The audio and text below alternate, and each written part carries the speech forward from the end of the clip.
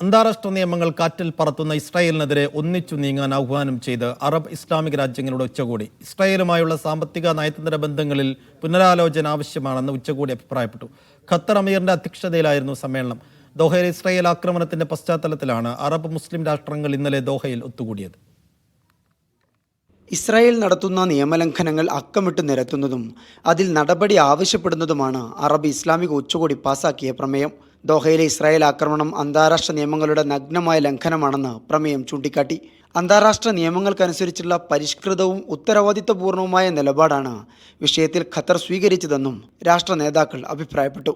നിരന്തരമായ നിയമലംഘനങ്ങളുടെ പശ്ചാത്തലത്തിൽ ഇസ്രായേലുമായുള്ള സാമ്പത്തിക നയതന്ത്ര ബന്ധങ്ങളിൽ അംഗരാഷ്ട്രങ്ങൾ പുനരാലോചന നടത്തണമെന്ന് പ്രമേയം ആവശ്യപ്പെട്ടു. ഇസ്രായേലിനുമേൽ ഉപരോധം ഏർപ്പെടുത്തണം.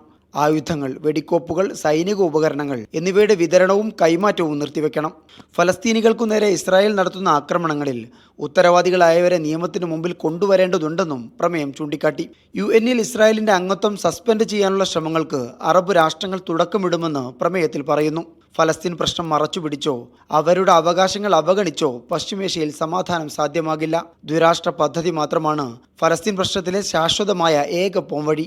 ഫലസ്തീനിലെ ഇസ്രായേൽ അധിനിവേശം അവസാനിപ്പിക്കാൻ UN രക്ഷാ കൗൺസിൽ അതിന്റെ നിയമപരവും ധാർമ്മികവുമായ ഉത്തരവാദിത്തം ഏറ്റെടുക്കണമെന്നും അറബ് രാഷ്ട്രങ്ങൾ ആവശ്യപ്പെട്ടു. Media 1 Doha.